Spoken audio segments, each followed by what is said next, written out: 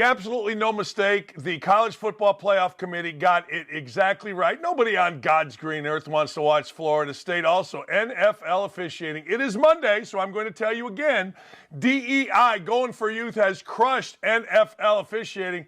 And oh, by the way, the NFL was kind of fun, and I was at one of the weirdest games I've ever seen in my life. Don't At Me starts right now.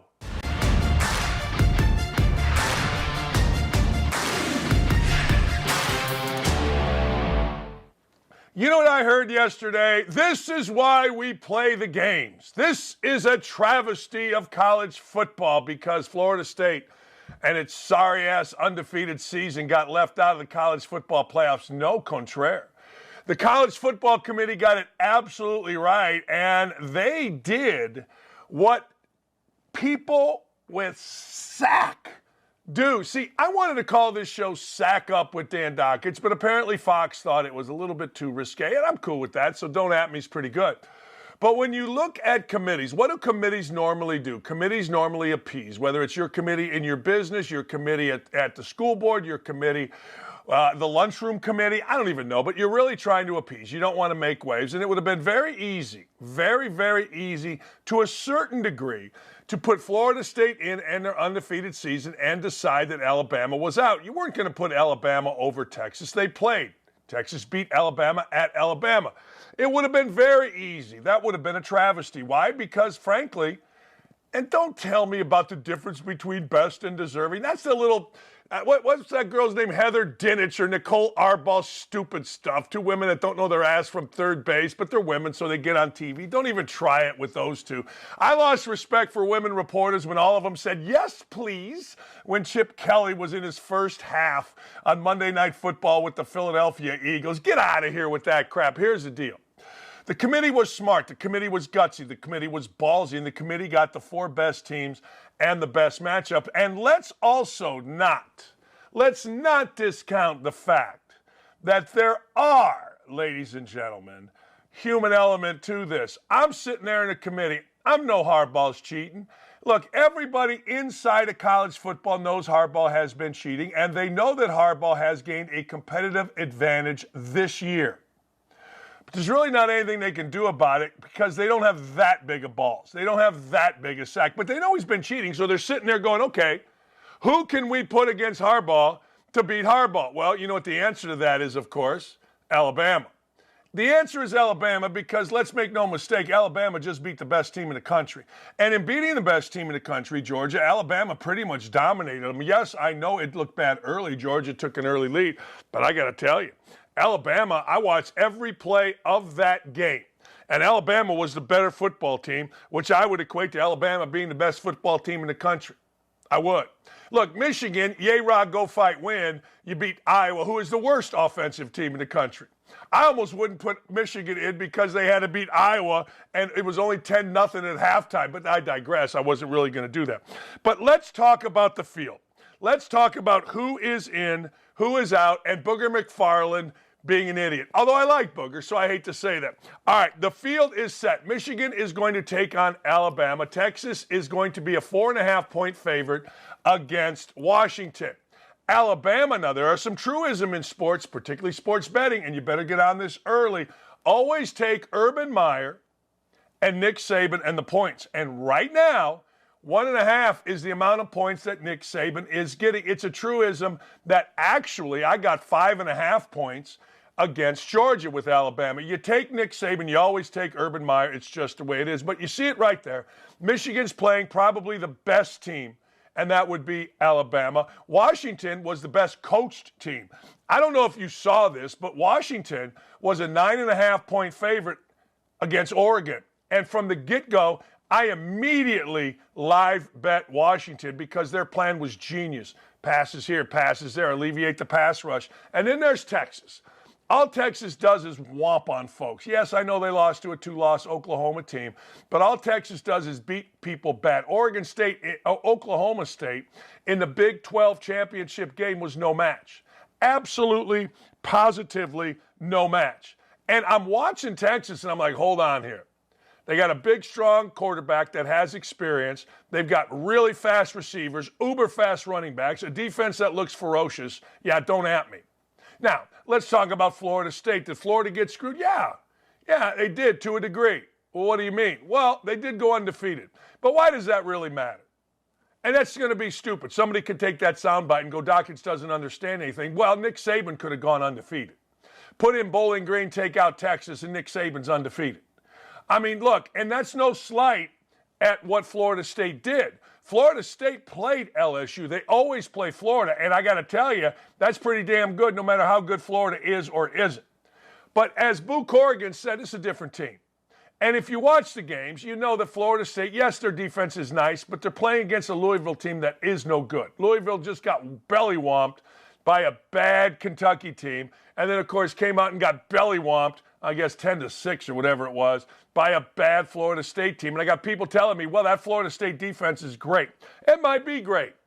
Yeah, it might be. But we'll never know against the best of the best. And then there's the Vegas element. You know, Vegas initially came out 14-point spread, Georgia and Florida State. Now, I'm going to say that again, 14-point spread against the number 6 team in the country.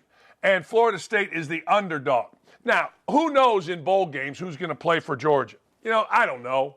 And who knows in bowl games whether Florida State's going to have the to compete and really show everybody that they deserve to be in. I don't know whether they are or not. You don't know whether they are or not. But the truth of the matter is, I believe, and you can have different, we got 350 million people in this country. I believe that they got it 1,000% right. And I'm going to go through it. Okay, hold on. I watched the games. The better team is clearly Alabama. The undefeated thing, sure, it resonates. But as I said, Alabama could have gone undefeated. All they had to do was not play Texas. Period. Don't set a home and home with Texas, and you're undefeated. Go the Jim Harbaugh route. Don't play anybody. And really, in Harbaugh's setup, the way the Big Ten is set up this past year, Harbaugh has 2 games all year. He's got one against Penn State, and he's got one against Ohio State, and that's it. That's it. And that's the template for going undefeated. If, in fact, undefeated matters, which maybe it doesn't. Florida State is not the same team, as Boo Corrigan said. They lost their star quarterback, and their offense was abysmal.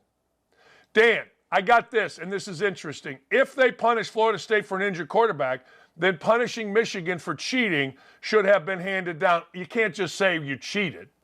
They punished them. They didn't let their coach in half the games.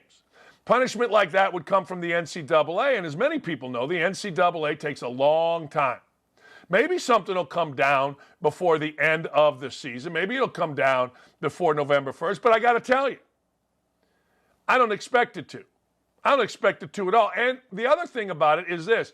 None of us who want to say that Michigan cheated, none of us have the actual evidence in hand, that we don't have it. And the NCAA has to have it. Like, I can tell you I believe Michigan cheated. Why? Well, because they suspended Harbaugh twice. But I don't have the evidence. I don't have it sitting right here and comparing it to the rule book. I don't have that, neither do you. But I do think it's interesting that Florida State and their coach and their people went nuts. All right, let's hear from Booger McFarland. Booger ain't happy. Let's hear from Booger. This is a travesty to the sport because we go out there on the field and we play the game. And regardless of whether it looks good at the quarterback position, regardless of whether we win with offense, whether we win with defense, the name of the game is to win. And that's a reason never before has this not been done. Winning a Power 5 conference, going undefeated, and not getting into the playoff. So I understand we want to look at style points and who are we going to get for the best matchups. But that's not what this is about. This is about understanding to get the 4 best teams. One team has a loss, and that's Alabama. One team doesn't in Florida State. And the fact that this committee could take a Power 5 conference champion that's undefeated, those kids have went out there and busted their behind and not get into the playoff. Yeah, okay. Well, what is this, a women's conference? I mean, what? Is this like listening to women broadcast games where it's all about emotions and feelings? I mean, what are you talking about? I mean, what are you talking about? I mean, okay, they busted their behind. Oh, great. I mean, so did Bowling Green. Should they be in? I mean, Auburn played really hard. Should they be in? I mean, you tell me. Oh, they busted their behind. I don't give a crap about that. Who'd you play? How you playing? When'd you play? And the bottom line is Florida State wasn't good enough. Booger McFarland is doing nothing but being an idiot. I mean, any one of us could have gotten up there. Give me something, Booger. You know, Alabama beat the number 1, the number 11, number 18, and number 23 teams in the country. Now, you want to tell me they didn't win games? Fine. That's great. Fine. I mean, the win over Florida, which I think is a great win as a former coach, I think it's an absolutely great win. Ain't that great? I mean, the win over LSU early in the year, great. But then all of a sudden, you do not have your quarterback, the Heisman Trophy quarterback. And it's clear you ain't that good. And somebody said, well, I guarantee you, Mike Norvell, if you gave him 3 weeks, he'd come up with a defense. Yeah, maybe against Louisville in the first year with a bad quarterback. Yeah, maybe.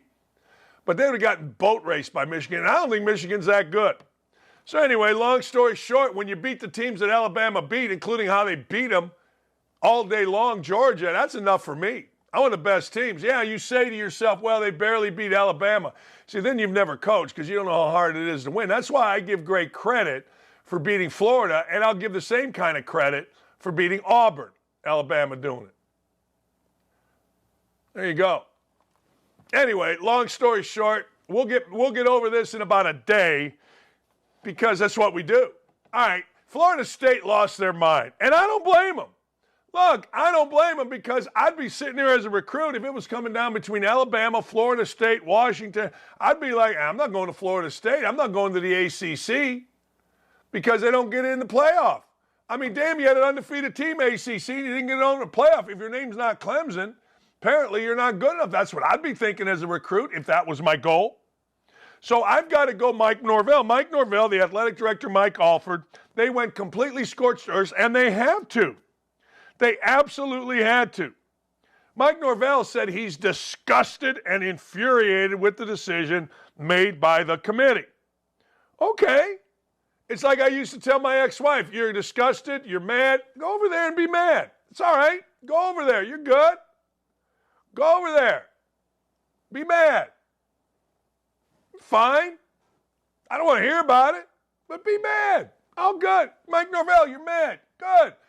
Athletic director, you're mad. Jim Phillips, commissioner, you're mad. You should be. You should be. Your league stinks. But let's hear the consequences of giving into a narrative of the moment are destructive. It's not destructive. Nothing destructive about it. Far-reaching and permanent. Yeah, it's permanent, right. Okay, what's wrong with destructive? It's not. It's made the sport great because everybody in the country is going to be waiting for Alabama, Michigan. So it's not destructive. In fact, it helps. Far-reaching. Yeah, okay, well, guess what? This is the last year for it, son. That's it. So some lawyer told you to put in far-reaching. Great, but this is the last year. It's over. It's done. Now, next year we'll bitch about the 13th team, but it's over. So it's not far-reaching. It's this year. And permanent. Well, yeah, it's permanent. Big deal. Not just for Florida State, but college football. Now, this is great for college football. This is fantastic for college football. It tells you better win big, or don't schedule people, or do schedule people. Not sure which way it goes because Alabama scheduled Florida or Texas and got in. But for college football as a whole, the argument of whether a team is most deserving or best is a false equivalence. No, that's set up by Heather Dinich and Nicole Arbaugh, two morons that don't know their ass from third base. But I'll give Heather credit. She caked on the makeup, so she looked good on TV the other day. Good for her. Whether a team is most deserving or best is a false equivalency. It renders the season up to yesterday irrelevant and significantly damages the legitimacy of the college football playoff. Not even close. Now, I know you got to say that, Iron Mike, but not even close. That was yesterday. Yesterday, all the women and all the men of TV came out, well, best and most deserving, like this was some clever thing they were getting on. Shut up, all of you. Just shut up. It's such garbage, and this is not a travesty for college football. This is Big Balls by Boo Corrigan. In fact, I was texting his brother, Tim, who's the vice president of production at ESPN. And I texted him yesterday. I said, hey, man, tell your brother congrats. Big nuts. And he texted me back. I'm not going to tell you because it's private and I didn't ask for permission. But it wasn't bad. It was like, yeah, you're basically right. And thank you. But that's the way it works. Far-reaching, no, it doesn't. It's over. It does not diminish the college football playoffs. It enhances the college football playoffs because I got to tell you, you're telling me, I want you to look me in the eye right now, all you folks watching this right now, Sean Black, Gritty, and the rest of you, you're telling me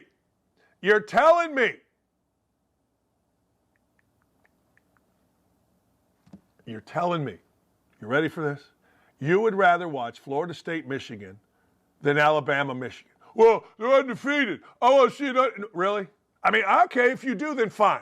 But I bet you if we took a poll, that poll would be like 1 out of 100.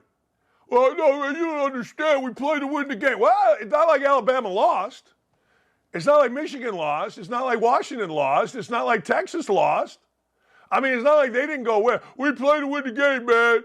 You don't understand. No, I coached for 30 years. I totally understand. I don't think you understand. Not a person alive with any kind of sense would say, hey, I'd rather watch Michigan take on that Florida State team. That team that we watched the other day, that's like saying, man, I think the best bowl would be Florida State taking on Iowa. That'd be a great game. That would be 0-0, would be in quadruple overtime, and no one could score from the 2. Nobody wants to see a 25-point spread in the college football playoffs.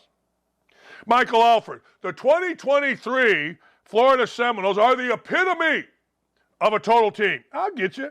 To eliminate them from a chance to compete for a national championship is an unwarranted injustice. No, it's not. No, it's really not. It's very warranted. Who the hell do you want to see? Who the hell's better?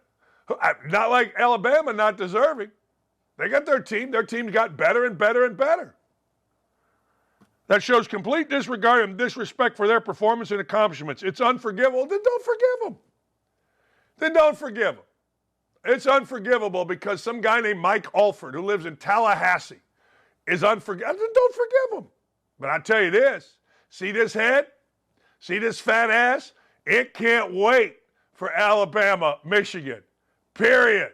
This can't wait to watch Alabama boot stomp Michigan. I don't want to see Florida State. I did with Jordan Travis. I want to see whatever that second or third string guy is. Get off my TV. Go play in a bowl game against a good team and win. Oh, Mike Norvell's disgusted. I am disgusted and infuriated. Good, go over there. Just go over there. With the committee's decision today to have what was earned on the field taken away because a small group of people decided they know better than the results of the game. What is the point of playing the game? Don't play. Do you tell players it's okay to quit if someone goes down? Do you not play a senior on senior night for fear of injury? Sure. Players quit all the time. Hell, there's a guy in the Jacksonville Jaguars that was crying yesterday. Another guy, I mean, what are you talking about? Yeah, don't play him on senior night for fear of injury. That's the way the sport's going anyway. Why aren't guys playing in ball games? Injury. What are you talking about? Stop it, stupid. You're mad. Good, you should be. Jim Phillips is mad. Good, he should be. But you did not get jobbed. You weren't as good and you aren't as good as those 4 teams, period. And if you don't like it, play better. Where is the motivation to schedule challenging non-conference games? Well, you got to look no farther than Alabama. Alabama went ahead and you know what? They played Texas, got beat, didn't suffer from it. We are not only an undefeated P5 conference championship, but we also played 2 P5 non-conference games away from home and won them both. I'll give you that. That's true. I don't understand how we're supposed to think this is an acceptable way to evaluate a team. Don't. Nobody's asking you to think it's an acceptable way, Mike. We're asking you to be angry. Good. Go be angry over there. You're going to be angry. You'll find 15 little writer boys and blogger boys in the Tallahassee area that are going to say, yay, Mike's angry. We'll write about it. And we'll go, yay, Mike's angry. Okay. And then in about a week, it'll be, well, we can only control what we can control, and we're getting ready for the bowl. But I got to tell you, this has far-reaching consequences. If I'm a recruit, I'm like, hey, man, I want to play for a national championship, and the ACC may not provide it. Although when they go to 12, that is probably a moot point. I ain't mad at Jamal Adams. Everybody's mad at Jamal Adams. Everybody's mad at Jamal Adams. Jamal Adams took a shot at a writer's wife. He was upset. Everybody's mad that Connor Hughes, so this writer, Connor Hughes, who's never played a sport in his life, is some kind of writer. All right? So Connor Hughes wrote yikes on a play that Adams led up on a touchdown. Connor Hughes, writer boy, goes yikes. All right? So, I don't know why people think the woman doesn't look good. She looks fine to me. But apparently, people are mad. People are mad that Jamal Adams came back at Connor Hughes on that picture and wrote, yikes. What are you mad about? Hey, look, I got all these people take personal shots at me, and once in a while I'll throw in at the guy salad. I mean, some big fat guy's telling me, you bald-headed blankety blank. Hey, salad, pal. I got no problem with it. Are we going to show the Adams? Bad look for Jamal Adams. Connor Hughes wrote likes. Good. So what?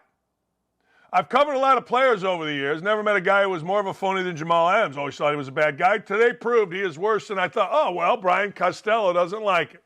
So what? Brian Costello's a little writer. He's a bad guy because he wrote yikes. Maybe he was talking about how the guy looked, Hughes. Hey, I ain't mad at you. Hey, Twitter's a nasty place, man. And when you're in a position with Jamal Adams, you know what? Sometimes you got to stand up. Here comes Mr. Potato Head. Mr. Hughes, right-hand man. Truth be told, I do not care. I do not like you, never liked you. You're terrible at your job. You do not know me outside the game of football. So keep that S pushing. Hashtag press. Good for him. See, you got to understand, I got a hit piece written on me by the Star because I went after the woman who lied about me. Dana Bimbo, Hunsaker, Bimbo, I don't know what the hell her name is. But anyway, that's what these guys do. So let me ask you a question. Why do the worst among us? Because they lie about things they don't know. In Indianapolis's case, in Doyle's case, they have multiple affairs with young married women. Why do they get to determine who's a good guy and who's not a good guy? Let me ask you that question. Why does Greg Doyle and his multiple affairs get to lie about me knowing about one of them, which I had no idea about the one he wrote about? I knew about others. Why do they get to lie, have affairs, criticize players, and then determine who's a good guy? So this guy's mad and he gets determined who's a good guy. No, you don't. You guys are posses. You guys are crumb-stained, pizza-stained posses. You don't get determined nothing, Ryder boy. And if you do, then don't be mad about a shot coming back your way. Hell, I've had people say they're going to burn me. I've had a cop say, shoot me in the head during a game. Hey, if I'm going to criticize your wife for you coming at me personally, get over it. Sack the hell up. Walk like a man.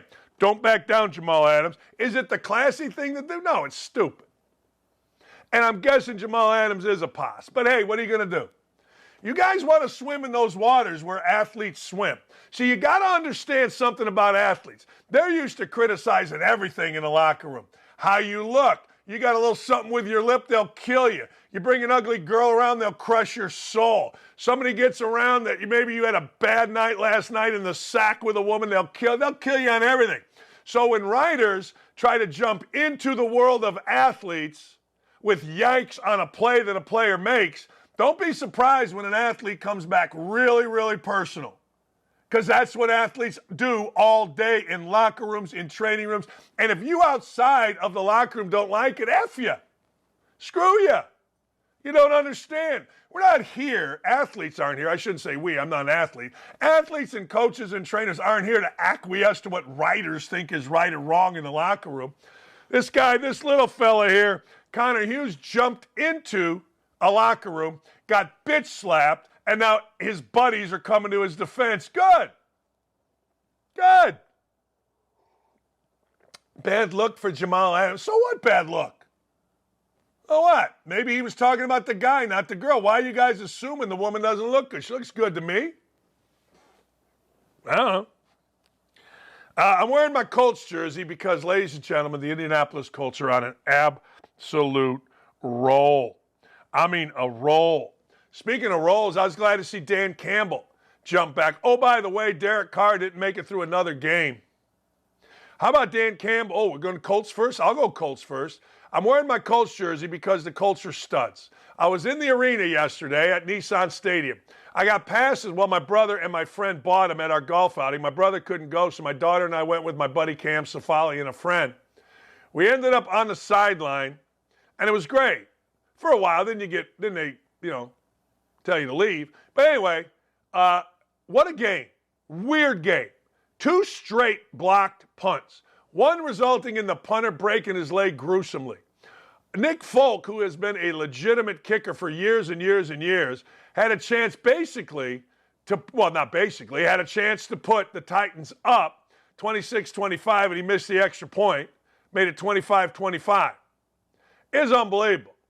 Colts can't get the ball down the field, except now they can because Alec Pierce gets behind the defense, and the Colts did one of the dumbest things I've ever seen. 13 seconds to go in the game, ball on their own like 10, 12, 14, whatever it was. Instead of taking a knee, the coach, Shane Steichen, decides he's going to drop back one of the worst decision makers in football, and that is Gardner Minshew, who gets the ball batted up in the air where the Titans could have gotten the interception and won the game. It was the stupidest coaching decision of the weekend, but it ended up working, and we're all in love with Shane Steichen. But that decision put me on Shane Steichen as an idiot alert. Yeah, I know we all love him, and I know they're playing great, but that put me on idiot alert. Like, is this guy really an idiot? If you do that, you're on that alert. But anyway, it was an unbelievable game, and for the first time in Titan history, and the first time in my history, a 2-point conversion got ran back for 2 points. It was an unbelievable game. Crowd was great. People around us were awesome, except this little kid behind us that screamed so loud he could have pierced granite. I want to tell his mother, get that kid, put him in bed, get him out of here. Anyway, my guy, Aaron Spielberg. My guy, Aaron Spielberg is a huge Commanders fan. He's our leader. He's our boss. He's our sensei. He's our executive producer. His team stinks. I'm sorry. It just stinks. So apparently a fire alarm went off. Last week they didn't have hot water. You guys complained about Daniel Snyder owning the team. This thing's a mess. Look, if I were the Commanders, I know you can't do this because of DEI, right? Was he Mexican-American or Mexican or whatever? Ron Rivera's got to go. Ron Rivera should have been left on the tarmac, Lane Kiffin style. That dude had to go. That was the most putrid performance of the entire year. That was never close. That is, you know what? Like voting in Chicago. That was early and often horrible. That was ridiculous. They're terrible. Like, they are terrible. Now, I get it. You let the Miami Dolphins get running and racing and confident, you got a serious problem, and that's what happened. But the fact of the matter is, Washington's problems did not, ladies and gentlemen, did not end when Daniel Snyder gave up control. Just like the Pittsburgh Steelers' problems didn't end when they were idiotic enough to pin it all on Matt Canada. That's just stupid. Hey, the Titans look like they got a real one. C.J. Stroud continues to be a real one. Titans and Colts, 7-5. And C.J. Stroud, I got to tell you, people are saying, no way he is the MVP of the league. Hey, I don't know. Broncos came in hot as hell. And next thing you know, boom. Now, this is what I like. See, Andrew Luck, those of us that watched him here in Indianapolis, we knew what Andrew Luck was. Andrew Luck would be stupid early in the game. He would get the Colts down. He would hit himself in the head. All the little media twerps here at Indy would go, oh, my God, what? And Andrew Luck, because he would get comfortable, would make a huge comeback. All right. And then his numbers would be good, and they'd win or they'd lose, whatever. But that's what Andrew Luck was about. C.J. Stroud is not about that business, boss. C.J. Stroud got the Texans. They just jumped out in the lead. They just said, hey, I'm just jumping out into the lead. And Nico Collins had 190-some yards receiving, and I got to tell you, the Texans held on, and the Texans are fun to watch. DeMarco Ryans, or DeNico, I forget his name, but Ryans, the coach, has done a masterful job. And the Broncos came in hot. Yeah, they did. Broncos came in hot and got belly-wumped. I'm not even talking about the Falcons and the Jets. I don't know why this is in here. Get that thing out of here. The Jets are so putrid. The Jets and the the New England Patriots are so bad that it's unrecognizable. Now, normally, we wouldn't discuss the Jets, but the Jets were all the rage. The Jets were the bomb, baby, early in the year. Remember when we had to listen to all of Jets talk? Remember when we had to sit there and go, Jets are going to be good. I saw the Jets on Hard Knocks. Boy, is this fun with the Jets. No, they stink. I mean, did Aaron Rodgers make that big a deal? 13-8. Good for the Jets. I didn't like Robert Saleh. I told you I didn't like Robert Saleh. I told you when he read off a teleprompter. I don't even read off a teleprompter to do a 2-hour show. I don't know what to tell you. But I'll tell you this. Jets ain't as bad as the Patriots. Patriots are 2-10. Let me give you a little Brian Zappi, will you? 13-25 in the modern NFL, 141 yards. Oh, well, what? You mean then they've had a great running game? They had a good running game. They had 149 yards, ran a reverse, guy got 39 yards, Zappi ran for 16, so let's take those two out. That's 56 of 149. Okay. Zeke Elliott, 52 yards. All right. So their leading rusher in the running back position at 52, the other at 39. They stinks. They got shut out. Look, we're keeping score, right? I think Belichick's now 81-96 without Tom Brady. It's getting bad. It's got to get really bad in New England. This is a bad team. Before I move along, I got to tell you, it's my Monday rant. DEI, diversity, equality or equity, either one, and inclusion. Let's include women in our NFL referee.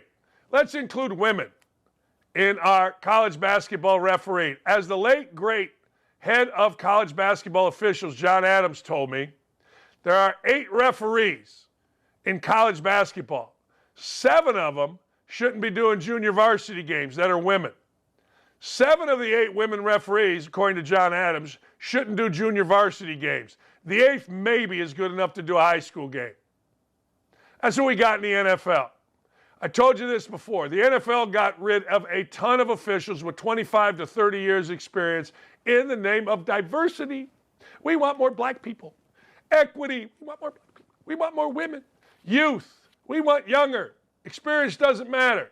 Let's bull rush these inexperienced goofs into the NFL. I don't know if you saw it, but man, oh man, late in the game, referees really cost the Chiefs with a lack. I'm not talking about the Travis Kelce jump ball pass. That wasn't pass interference. That's just playing.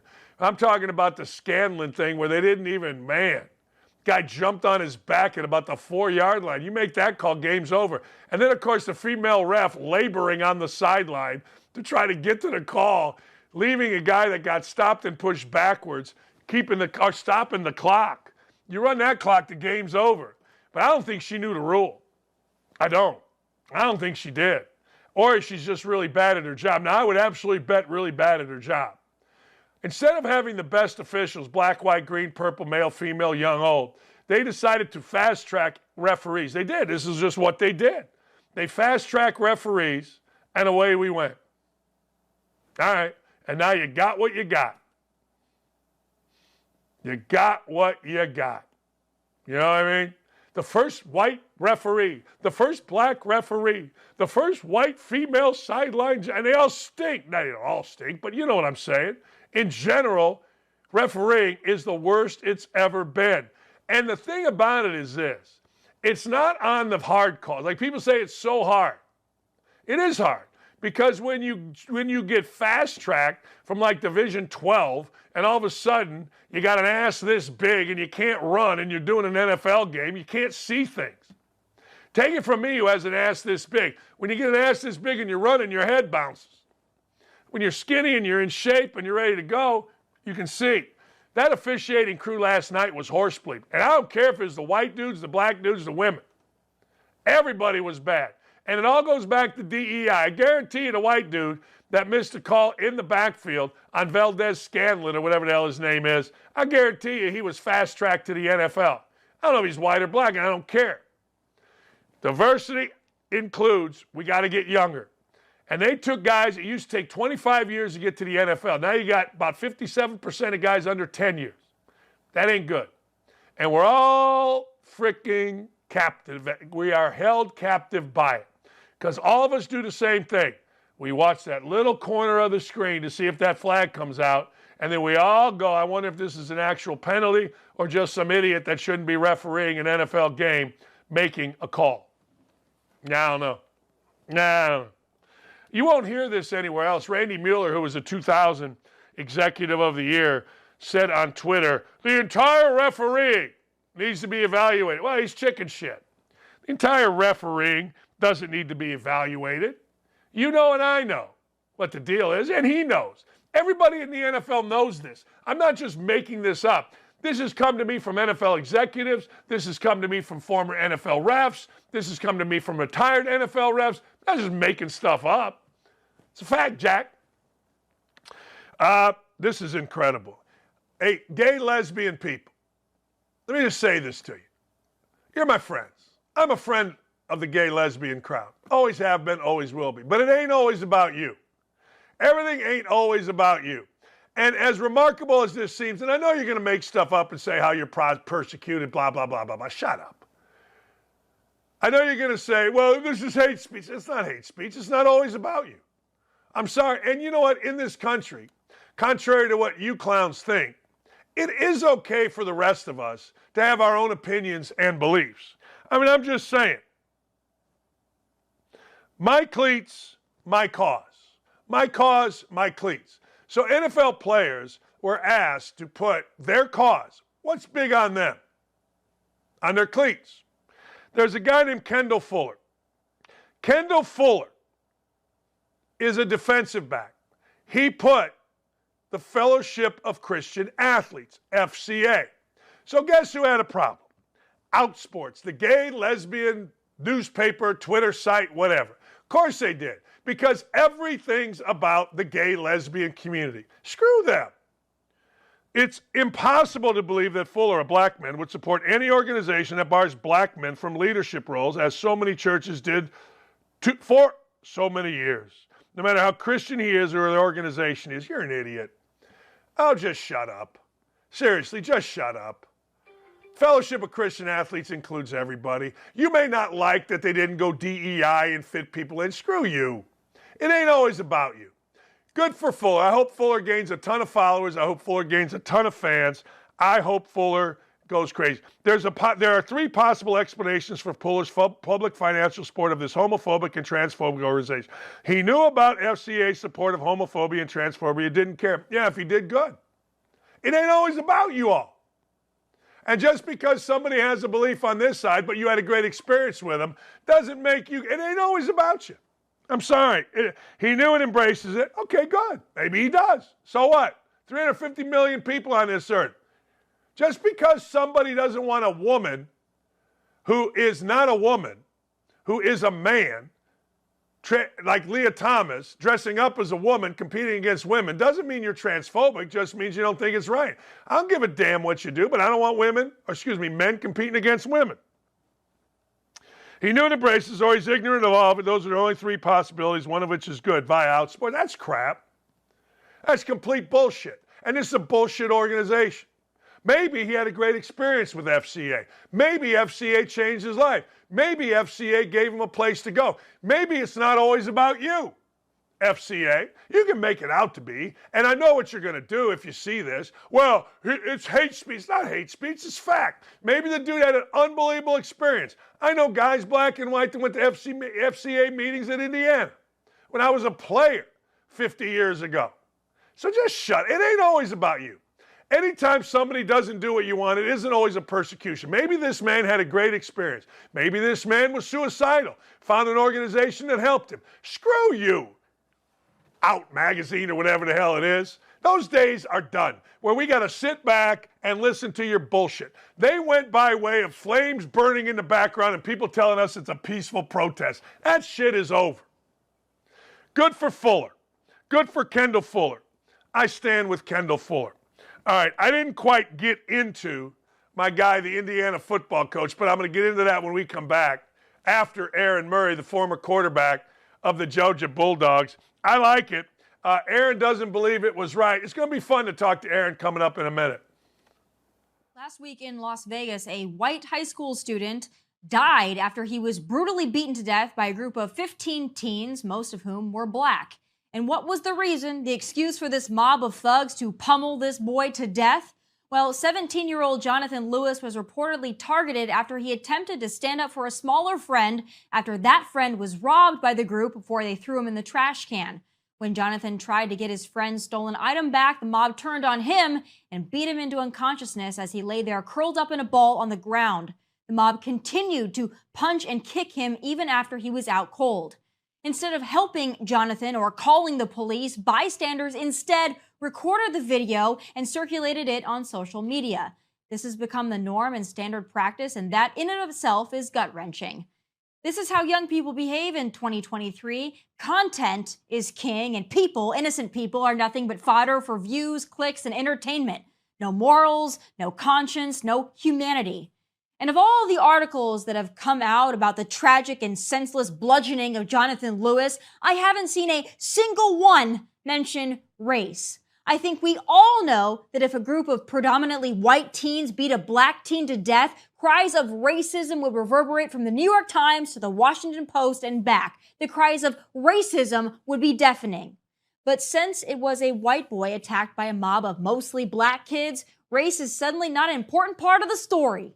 And the same thing goes for the Las Vegas teens who rammed a stolen vehicle into retired police chief Andreas Probst. Race left out of the coverage there again. Why? Convenient how that works, isn't it? I guess White Lives Matter doesn't raise billions in donations quite like the fraud scheme that was in his BLM Inc. But these attacks against white people are not unusual. They're not an anomaly. They just don't get coverage.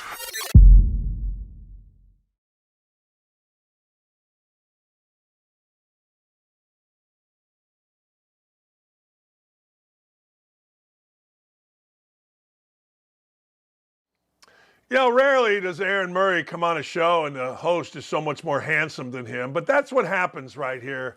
And I apologize to him. My old tired look, you know what I mean? I apologize. It's just one of the burdens of coming on my show, Aaron. Thanks for coming.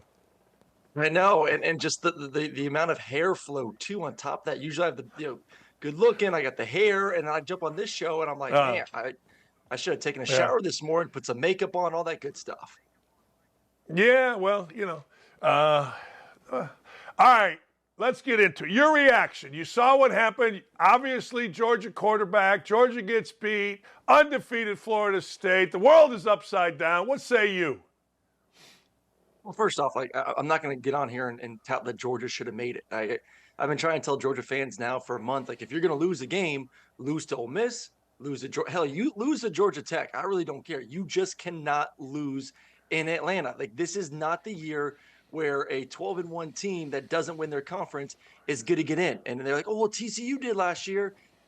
Completely different circumstances. This was a unique year because of all the teams that are either, undefeated, that are going to win their conference, or, one loss, won a conference like Alabama, or, Texas, who beat Alabama. So it was going to be an absolute mess. As we saw yesterday, you could not afford to lose. So I understand Georgia not being in. They didn't win the game they needed to win to be one of the Final Four teams. The discussion is obviously Alabama, FSU. And it's a tough one. I get it. There is the component of, me as a viewer, a consumer of the college football playoff. Do I like the fact that Alabama's in? Hell yeah. It's going to be an incredible football game. Michigan, Alabama, two mega brands, two physical teams, two of the best defenses in the country. It's going to be awesome. And Vegas thinks so too. The other game is going to be incredible for a different reason. But Florida State deserves to get in. You can't tell me that these kids worked their butt off since January. And we're told, hey, you go undefeated as a Power 5 team, you're going to get in. And to do everything that they've done, to go through multiple quarterbacks, to continue to kick butt on defense and excel on that side of the football, to have first rounders on offense still at the receiving position, elite running backs. This is a really good team. This is not TCU from a year ago. Would they have won the national championship? Probably not. Could they have been competitive versus Michigan? I think they could have made it, within 10 points possibly. But that's besides the point. They did what they were supposed to do. They won football games. So I see both sides of it. I think you set a bad precedent a little bit of, keeping a team out that's 13-0. But guess what? Next year, 12-team playoff, you're really not going to have to worry about that too much. Who should be out then? Alabama. Texas is in. I think Texas is a really good team. They lose on a last second to their rival in a rivalry game in Oklahoma, who is a 10-win team this season. They went into Tuscaloosa and beat Alabama by double digits. Like, Texas is in over Alabama, 100%. Committee got that right by putting them at 3. So it's Alabama. And I hate the narrative that everyone just kept saying, like, oh my God, well, Alabama's a different football team since that week 2 loss to Texas. Everyone's a different football team. Texas is a better football team. Washington's a better football team. Michigan's a better football team. Like, everyone gets better. FSU's defense is better. You lost your quarterback, but you're finding other ways to win the football game. Not every win's going to look the same. Ask Washington. Washington's a team that was high-power offense to start the season. They figured out that, hey, we better play better defense, and you've seen that defense step up at times and actually have won them football games. So I don't need a team that can score 40 points per game to make me say, like, okay, that team deserves to get in. So, Alabama, for how good they've supposedly gotten towards the end of the season, were a 4th and 31 miracle to beat Auburn. They beat Arkansas by 3 points. Like, have you really gotten that much better throughout the season? I think that, yes, you have gotten better, no doubt about that. But, like, I just think that's a really lazy argument where 90% of teams have also gotten better throughout the season. See, here's my argument. I coached for a long time, and I was on a number of committees in college Division I basketball. And I don't care about the busting your ass part. Everybody busts their ass. They busted their ass. All right. That's great. Everybody does. Alabama did. Florida State did. Here's my thing. And I'm curious your thought on this. Every committee that I've ever been on or been in, there's a personal element to it. People say there's not, but there's a personal element. And my former coach, Bob Knight, our last conversation was he got mad at me because, he said, well, we need more basketball people on the basketball committee. And I said, no. I said, I was a head coach 10 years. I said, no. Basketball coaches and football coaches that I know are the most petty people alive. They just are. I mean, they can't even drive themselves in their own car. Like, I used to drive Coach Knight around. Like, well, you can't drive your own car? Anyway, you can't tell me that in a bit of a committee, there's not a little bit, all right, who the hell is the best team to beat Michigan? And that team, without Jordan Travis, is Alabama. Like, I've been in these meetings, not that meeting, I've been at that level, but you can't tell me there's not a little bit about that in there. Well, then my argument is, if you're going to go purely on, like, what's going to give us the most competitive 4 teams, like the 4 teams that are going to win a championship, why isn't Georgia in over Washington? Like, do we think Washington's good enough to beat Michigan? Do we think Washington's good enough to beat, Alabama, or good enough to beat Georgia? Like, I just think you get into a really sticky situation if you start doing what, people consider like Vegas odds of, like, what would Vegas determine the outcome of this game would be? Because I think you have to throw that out the window. Like, did anyone think Michigan was going to lose to TCU last year? I didn't. I don't know the line on the top of my head right now, but I'm pretty sure Michigan was a heavy favorite in that game. Well, guess what? TCU showed up and won. Do we think Oregon, who was a 10-point favorite versus Washington the other day, was going to fall to Washington? Oregon been kicking butt down the stretch. Washington had kind of been limping into the Pac-12 championship. Washington won, and they were up like by, double digits in the first half. So, like, I can project all I want of this is a better matchup. This is going to be a better TV product, but we don't know. You have to play the actual game. And that was even Nick Saban last year. Alabama's 10-2. And he's getting on there saying, well, where would we be projected if we had to face this team and this team and this team? Like, yeah, 100%. Then why do we play any game? Because guess what? Every single year, Georgia, Alabama, Michigan, Texas, whatever, they're going to have better rosters than the entire country. So if we're just going to say what's the best product, who are the best players, who are the best coaches, why play a 12-game season? Just put those teams into a playoff and, like, just get rid of the rest of the fluff and puff. Like that the whole this would be the better matchup. The games have to mean something, or why plan? Because those teams will always have better recruits, always have better coaching. No, I totally get that. But what I'm saying is, in a committee meeting, you can't tell me that that the NCAA and those guys want Michigan. Yeah. One of the things it's Alabama too. I think it would be different. I think it would be different if it was, maybe not if it was Georgia, but another team. But when it's Alabama, who is the greatest coach of all time, who has won, was it 6, 7 national championships in the last 2 decades, has been the face of college football. I think that's also a different stress for that committee to say, like, this isn't just any other team that won the SEC and we're trying to figure out if we get them in or not. This is Nick Saban. This is Alabama. This is the face of college football. And I think that goes to what you're talking about. Like, that goes into the human element of trying to decide, who gets that number 4 spot. No, I totally agree. I mean, I'm not saying it was the ultimate decision, but I think it's in there. One of the things that I think this year is fascinating about, Aaron, I always said on shows that I did, don't worry about it. It's all going to play itself out. And I feel like every other year it's pretty much played itself out. This is the one year it hasn't. So people are saying, well, and you said this earlier, which is right. Well, it's broke. You got to fix it. Well, they have fixed it. So, next year we'll be bitching about the 13th team. You know what I mean? But people don't understand. I don't think they understand it. Go ahead. Well, I don't know if we will be, because I think when you get that low, there's going to be enough Aaron, data points. In college basketball, we bitch. In college basketball, we bitch about the 65th team. I mean, the 34th team. You know what I mean? Well, yes, there will be. But I think for those who are disagreeing with that person complaining and bitching and moaning, there's going to be valid points of why that person is not going to be into the 12. Where I do think it's a really is a really hard decision. Like, I get, you have a 12-1 Alabama football team that just won the SEC, that beat the number 1 team in the country, that team had 29 straight wins, back-to-back national champs.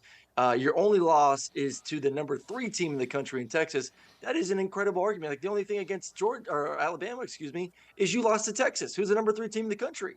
Like, that's a pretty solid resume. Florida State. Right.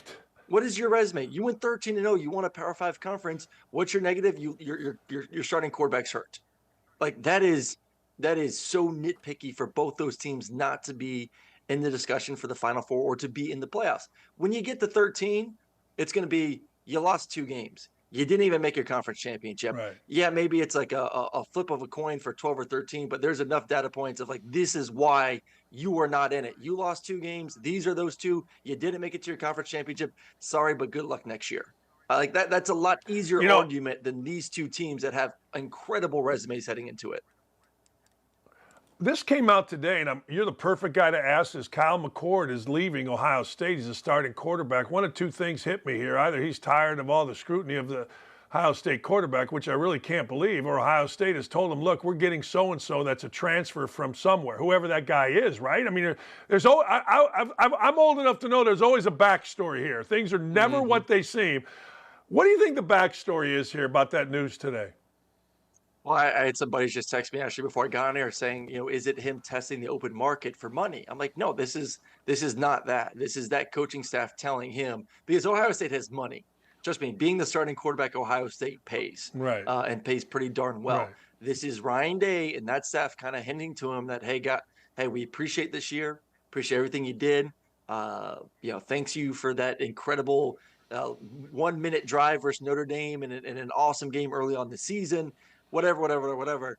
But we're going to be moving on. It's no different than what Deion did when he got to Colorado last year. Deion looked at those guys in the face and said, listen, we're going to be getting guys to come in here and either compete with you or take your job. This is the new era of college football. It's a business, man. It's a job for these guys. You want to get paid. You want to be treated like a professional. Well, I'm going to tell you to your face that I don't think you're good enough to be my starting quarterback, and we're going to look elsewhere. And I have no issue with that.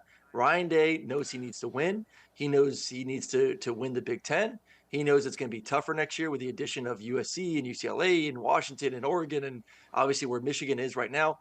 He knows he needs a quarterback. And I've seen all I need to see from Kyle McCord to know that guy is not going to win me a Big Ten. That guy's not going to win me a national championship. And I'm not going to just sit here and also waste his future. Like I'm fine with that too. Like, tell him to his face. Like, I want to know as a quarterback, where do I stand? And that's everyone in life, in business and in sports. Where do I stand? If you don't think I'm good enough, tell me so I can go somewhere else and give myself a chance to go start next year. So I 100%, this is from the top, telling him we're moving on and you'd be better suited off finding a new home. And I think that's good for Kyle McCord to know that now. Same thing with the Gabriel kid at Oklahoma. That surprised you? That did surprise me. You lost your OC though, and part of the reason why you went to Oklahoma is because of Levy, because of that relationship, because of the offense, and you lose him because same thing as Ohio State. Oklahoma's got money and they got a passionate fan base. NIL's not. I don't believe NIL is a driving factor. I think it may be a little bit to do with I need to go somewhere. I get one more chance. I get one more season. I need to go somewhere where I know the offense. I can excel with the offense, and I can put myself in a situation that I can better myself getting ready for the NFL draft next year. So I think for him, it's kind of a feeling out where can I fit, because he's a very system quarterback. Certain guys can kind of move around and play in different systems. Gabriel, because of his size and his running ability, he belongs in that air raid spread offense, 10 personnel, 4 receivers on the field. Like, that's who he is. So he knows that. He's been a part of it. He's comfortable in it. So he's going to find a way to get back into that and go to a place where he can kind of just pick up the playbook, hit play, and get ready for next season. Yeah, I need my Indiana Hoosiers to start putting money up.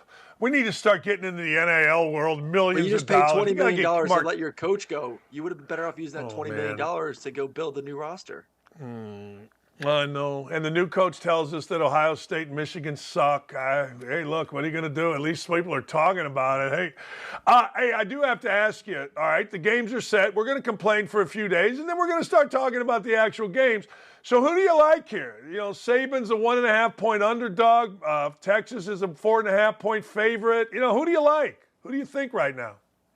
I think we're going to get a rematch. I think we're going to get a Texas-Alabama rematch. You look at that first game, Alabama and Michigan, 2 elite defenses, 2 physical teams, 2 teams that necessarily don't have the elite athletes on the outside. Like, that's the knock on both of them. I just think Alabama's the better defense. I think that's the difference. Like, I'm trying to figure out a way in which Michigan scores points. They don't have the receivers that are going to get open. I think Alabama's big and physical enough. They got linebackers that can run, where like you just can't line up and just run the football against Alabama. That's just not going to happen. Georgia tried to do it this past weekend. Look what happened to them. Didn't even get 100 yards rushing. So Alabama's defense will suffocate Michigan. And I think, the X factor is going to be Milroe again. Like, he's going to be able to create enough explosive plays to be able to win the game for Alabama. Flip it over to Texas. You love both offenses. You love, their weapons. You love the quarterbacks. Both teams struggled defensively in the secondary. Texas has a strong front seven. I think they'll be able to get enough pressure on Penix. I think they'll be able to stop the run enough to end up winning that football game. So I like Texas. I like Alabama. We're going to get a rematch, and I think Texas ends up winning the national championship. I got a stat for you. Big Ten championship game, East versus West. 10 years. The West is 0-10. The average margin of victory for the East is 21 points. How about that? You think we don't have East and West next year? We No ain't going to get Iowa coming into a Big Ten game as a massive underdog was at 22.5 points. And I think the under hit once again. So made me some money this weekend. I took Iowa just because I had to. First half, over-under was 2.5 points. I'm like, you got to – something's got lost. Hey, what's going on in the Players Lounge? Yeah, man, just a lot of great content with our student athletes. We're official partners at Georgia and Tennessee and looking to expand to hopefully the rest of the SEC by next football season. So, we'll be what we've learned from these players, especially at Tennessee, is they understand that they can use this platform to build their brand, build their personality, show people what they are, show them that they're human. So I'm excited this week. Our guys at Georgia have never, a lot of them have never lost a football game before in college, and so they're going through something new right now. So I think for them this week when they get on their shows to kind of express how they're feeling as hey, we 29 straight games, back-to-back national champs, so we're not even in the playoffs, kind of how they're feeling, how they're dealing with it. This is new territory, so I'm really fascinated to see what we hear from those guys this week. Appreciate you, man. Thanks for coming on, Aaron. Always love talking to you. Appreciate you. Have a great week. Yes, sir. That's Aaron Murray. Check it out, the Players Lounge. Aaron Murray's got the SEC and others covered. You can see him all over the place. Look, I'm fascinated because, frankly, I just want good games. I think Alabama being in there makes it a good game. Like, I got no dog in the fight. I don't care about Florida State. I don't care about Alabama. I don't really care about Michigan or any of it. But I just want good games. And I do think it is going to be a great semifinal. And don't sleep on Texas. Texas has gotten really good. Texas has gotten really good really fast. All right, our friend, the Hall of Famer, Shawne Merriman, is going to join us. We're going to break down some NFL, including the COLTS. Colts, baby. That's right. The Colts be rolling. And I had boots on the ground, letting everybody in Tennessee know. Colts, baby. No, I didn't. Are you crazy? I'm not an idiot. We'll be right back. What would you be willing to sacrifice for a Tennessee Vols championship? My wife. Your wife, Give her okay. up in a second. I'd let you take my whole left foot. My whole left. The whole left foot. The entire thing. Take it off. Can we go up to the knee? Like, as long as I can use, like, not just below the knee. Below the knee. A lot. A lot. It's been tough being a Tennessee fan since '98. I mean, I wouldn't give up, like, my firstborn or anything, but close to it. I think your son said he was willing to sacrifice his entire left foot. Well, he gave up his left foot. Well, I give up my right foot. We could that way hobble along. He'd have the left, I'd have the right. Well, first of all, where Tennessee beat Alabama 52-49 last year, I gave up a marriage for. What do you think the punishment should be for Michigan and Jim Harbaugh? Oh, God. They need a couple years of post-bowl game ban. Absolutely, without a question, if everything comes to fruition. And if they're giving information to South Carolina about Clemson and Tennessee from last year, I say you just disband the entire program. Death penalty? Get rid of them. Get rid of them. They don't deserve it. Ohio State should beat them for the next 30 years in every sport. I mean, that's even worse than not getting to compete in a national championship. Yeah, but cheaters don't deserve to compete for a national championship, especially a guy like Harbaugh. Send him to the Bears so he can try and steal some signals there and see what happens to him then. I think they gave our signs to South Carolina last year. Mm-hmm. So, like, it's beyond that. It's beyond what they've even uncovered yet. They caused us to miss the Final Four last year by giving the signs. He should be fired. He should be fired.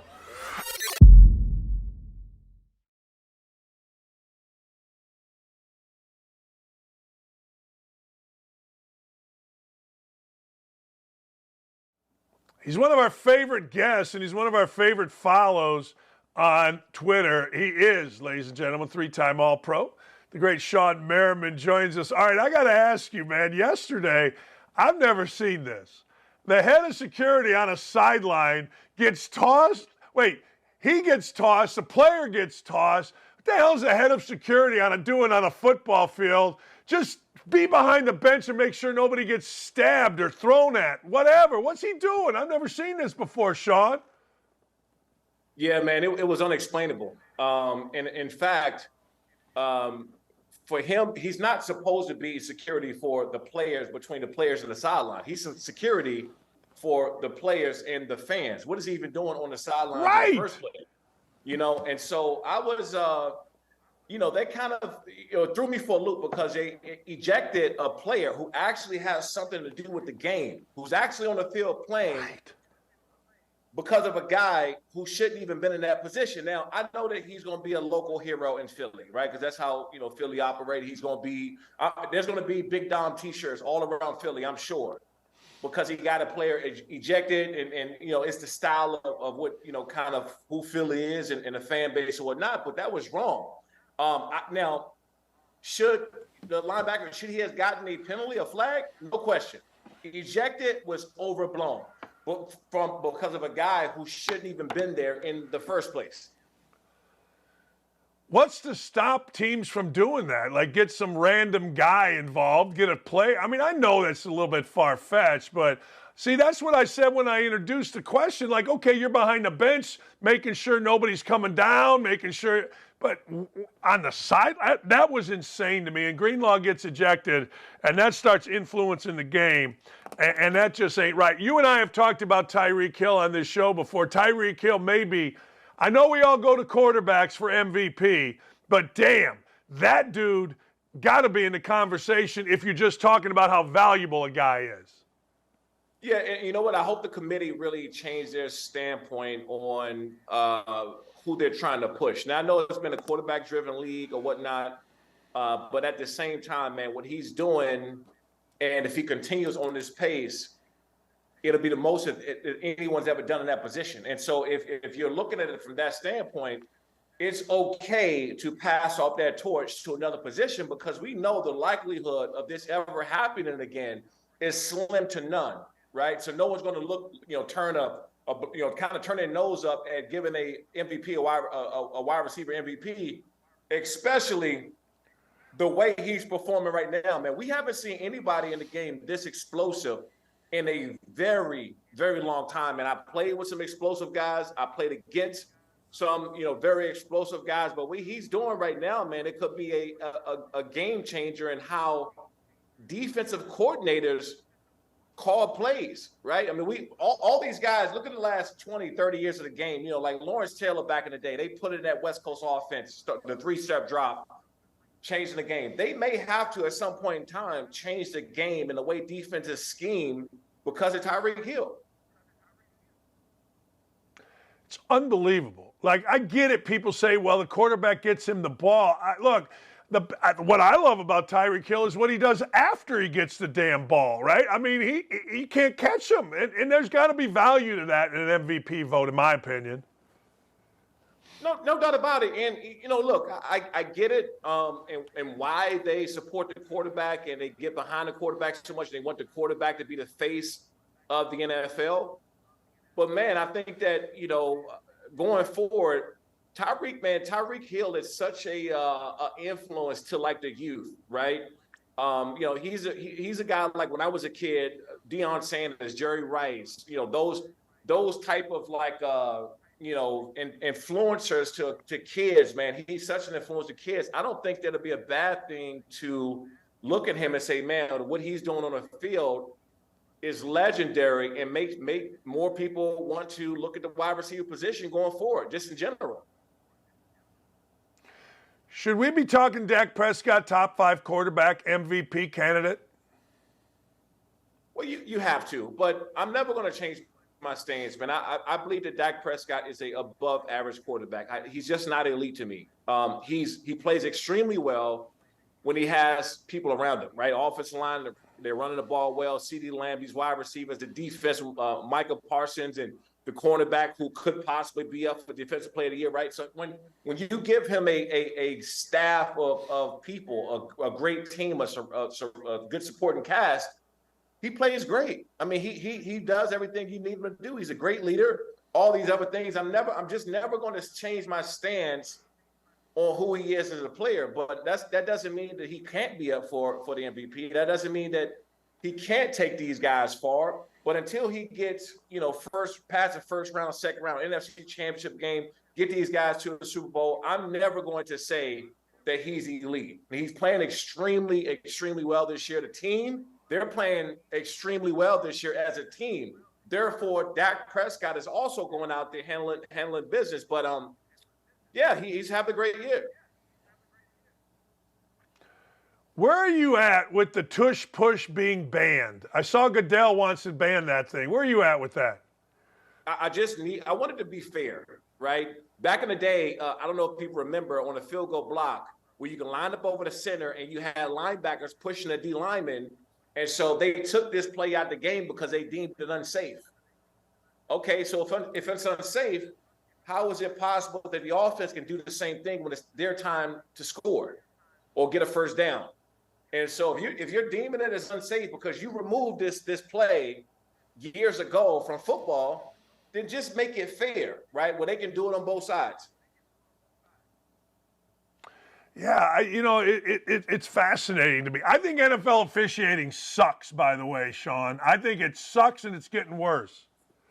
I think it's progressively getting worse, man. It's kind of embarrassing because it's not the smaller penalties that are making a big deal about it. I think it's the game-changing plays. That pass interference, a potential pass interference call last night was just blatant. These ejections, the safety from Denver who got ejected and suspended for 4 games because of a call. The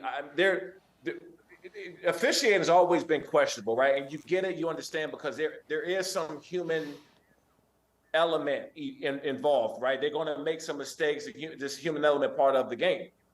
They're making plays that's ultimately determine the factors of outcomes. That's a whole different ball game there, right? I think the officiators getting too involved. They're getting too much control. I think that there's no repercussions for them, right? I think that there's some fines, some suspensions, something that needs to happen to keep these guys in check, just the way the NFL keeps everybody in check. Players, coaches, staff, security, as we seen yesterday. You need to keep everybody in check, including the referees, because I think at this point now it's getting out of hand. Yeah, I'm with you because, well, you played, so you know. I mean, they always say, yeah, maybe there's holding, different types holding, different, during the game. But when you miss a pass interference or you don't know the rule where, guys stopped in bounds and goes out of bounds, the clock still runs. I mean, those are game-changing, and people can say, well, you should play better leading up to that. My ass. Games come down to plays at the end in the NFL because everybody's so damn good and so damn close. Well, as a player, right, that's your mentality. You never want to come out at the end of the game and say, hey, we lost or won this game because of the refs, right? That's your mentality. And yes, your mindset should be, hey, we shouldn't put ourselves in a position to let the refs control the game. But like I said before, what they're doing right now, they're directly impacting the game. These aren't like some questionable offsides or false start penalties. These are blatant. These are blatant calls. That hit on Patrick Mahomes, right, was still in bounds yesterday, was a terrible, one of the worst calls I've ever seen. He was still going. He was still running up the field. Both of his feet was in bounds. It wasn't even a continuation. How a normal player would tackle somebody in bounds, or a guy steps out and he's still, as a continuation, tackling the guy. He was nowhere near out of bounds yet. When he was hit, he was still trying to go for it and get the first down, and he got hit. Those kind of plays needs to be eliminated. And if the refs going to continue to make these human errors that bad, and they need to have some sort of review process to take that back after looking at it, because you just can't do that. That was as blatant as a bad call as you could possibly get. Between that, the pass interference, a lot of questionable calls, but there was about 3 calls the other day that were so bad right there in front of the refs that Stevie Wonder wouldn't have missed it, period. Right. I remember telling, I go, damn, son, Ray Charles could see that one. I mean, what the hell are you doing, man? I mean, I used to tell referees that all the time. Hey, you played in an era where Belichick and his teams were really good. Are you surprised at how far this group has fallen? No, not at all. And there's about a 3 or 4 year window to every team, and I've been in that situation where we had a great team for 3 to 5 years, somewhere in that window, when you keep all the guys together before there's injury, before there's contract, coaches changes, whatever. You got that 3 to 5 year window to go out and possibly get a ring. We got a great team. Guess what? The Patriots had 2 decades of a great quarterback, a great system, and there are unlimited amount of times within those 2 decades to get a ring. After that, there's a rebuilding year for every team, for all 32 teams. When you have that 3 to 5 year period, there's a rebuilding phase. We're seeing, the Patriots at the bottom of the bottom because they spent two decades winning, putting themselves in a good position. So who knows what's it going to take for them to get back in the mix? But if it takes a couple years for a team with a 3 to 5 year window to get back on track, how long do you think it's going to take the Patriots to get back on track. I'm guessing there's going to be another 3 to 5 years before we see a really good Patriots team again, and Bill Belichick won't be there for it. I was going to ask you, Belichick next year on the sideline opening day for the Patriots? No, I don't think so at all. I mean, unless there's some kind of mutual agreement to have one more year to figure it out, maybe draft a quarterback, bring somebody in to see what happens. Unless there's some kind of mutual agreement, but I can't see them going through enough. Look, for the first time in a very long time, I don't know if you saw it the other day, that stadium was empty. That stadium was empty. We've never seen Patriots Stadium empty in that capacity. And so winning or losing, when the fans stop coming, Mr. Kraft is going to be forced to make a decision at some point. And that decision, like, okay, cool, we're not winning games, but at least they're still coming. That you got that upside if that's still happening. But if you're not winning games and the fans who've been there for 20 plus years, been attending those games, and you had a packed house for 20 plus years, if they stop coming, they stop supporting, Mr. Kraft is going to be in a situation where he has to make a decision. That only decision is to move on from Bill Belichick. I remember exactly where I was, 10 years old, Gary, Indiana. Guy and my dad were talking, and the guy said, "Hey, Dan, always remember this. Money talks and bullshit walks." That's it. I remember being 10 years old when I heard that. What's going on with the fights, man? What's happening with the card? We got a huge fight, man, coming up January 6th in Long Beach, California. You can get your tickets at lightsoutxf.com. This one's a big one, man. It will be live on Football TV, Football Sports. If you guys don't have football, get it. This one is a massive, massive one. We got Abby, Montez is on this one. Also Catalina that's fighting as well.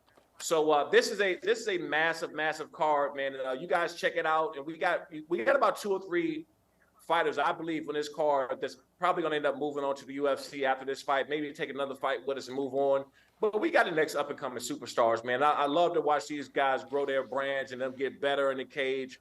The viewership is up right now, skyrocketing on Football Sports, Football TV. Thanks to everybody out there that's watching. But yeah, you want to see this fight, man. January 6th, Lights Out Extreme Fighting 13, lightsoutxf.com. If you're in that Long Beach, SoCal area, make sure you get your tickets and show up. Appreciate you coming on, my friend. Thank you. You got it, man. Thanks for having me. That's the great Shawne Merriman. Do yourself a favor. Check out his fights. I'm telling you, January 6th, you're going to love it. You will. You'll love it. Get Fubo TV if you're a fan of UFC. You will absolutely freaking love it. Look, NFL officiating is at all-time lows. Stock up, ladies and gentlemen. Stock down. It's what we do here on Mondays. We see what's going on over the weekend, and we give you our version of stock up. Like, look right here. Where am I at? Right there, the Colts, baby. Stock up to the Colts. They went into Tennessee and got her done. All right, stock up Nick Saban and Alabama. Look, I understand. It's the first year that I've gone into this where I understand both sides. I've always said it will play itself out.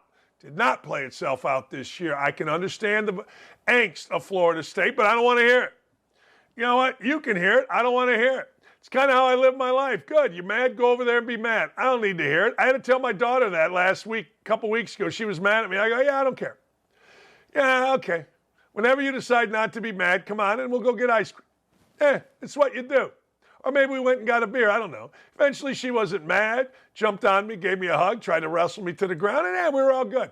But you know what? Nick Saban and Alabama, they get in the playoffs. They dominated Georgia, and they did dominate Georgia. Look, I'm not going to say it wasn't dominated like 59-0, but after the first drive, when Georgia took the lead, it was very clear from that point on that Alabama was the better football team. I was in DraftKings Sportsbook's new bar, whatever you want to call it, in Nashville. We got a seat. We were playing euchre. We were eating. We were drinking. We were watching the games. It was awesome.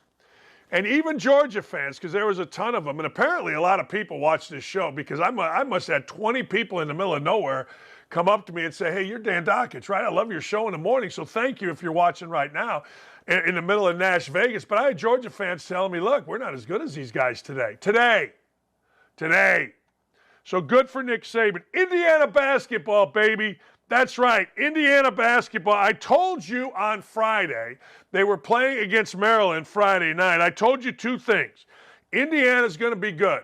Indiana's too long, too athletic, and they have enough inside, and in fact, they have enough outside that they can go ahead and beat people. And I also told you that, my God, Maryland is horrible. There's a little blogger boy named Jeff or Manny or whatever the hell his name is. He's one of these little Terps blogger boys who just crushes me every time he gets a chance. Well, he's shown that he's an idiot. He's shown that he doesn't know his ass from third base like every blogger boy. But I told all these little blogger boys and fanboys at Maryland, be careful what you wish for when you got rid of Mark Turgeon. Well, guess what? They hired Kevin Willard. Nice coach, good guy. Dad was a good coach, all that kind of stuff. In the Patino family. And when they hired him, I said, hey, okay. But you're messing with winning. And you're Maryland. And you ain't that good. And you're in the wrong league. But hey, they stink. No, they really stink. And Indiana said, away with you, beat them by 20, which, along with South Carolina beating George Washington, ended up being a beautiful parlay for me. Got me some seed money over the weekend, and Double D is going to Sizzler. All right, Jason Witten was and is a great human being by all accounts. 11-time Pro Bowler. He's going to go in the Football Hall of Fame. But Jason Witten left broadcasting to go back to the Cowboys, didn't get re-offered to be in broadcasting, and now is a football coach. He led Liberty Christian High School in Argyle, Texas, to the Texas Association Private and Parochial School Division II state championship. He went 52-10 over regions. He was named the head coach right after he retired a few years ago. They went 2-8 in his first season. He got on the road. He got recruiting like all of us good Catholic schools do. He went 10-2 last year, and this year, dream season, 14-0. He said, football's changed my life. It's given me much more. It given me so much over the years. This is what you play for and you coach for. These kids have taught me so much. That's why I fell in love with the game as a kid. Life lessons learned. These kids will take this with them the rest of their life. They outscored opponents 716-96, and two of his kids play on the team, and they are both really good players. It's the first title since 2007. Good for Jason Witten, because I've always felt like, regardless of whether you liked him as a broadcaster or not, or whether you were a Redskins fan, Giants fan, whatever fan, Eagles fan, and you didn't like Jason Witten as a player, that's on you. But he always seemed like a really good dude. And in that vein, he reminds me of who? A little of myself, dare I say. Stock down, sorry about it, fellas, but the Seminoles of Florida State, I'm sorry.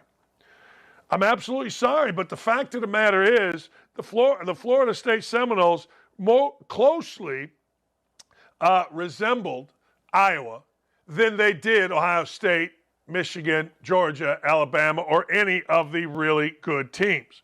They just do.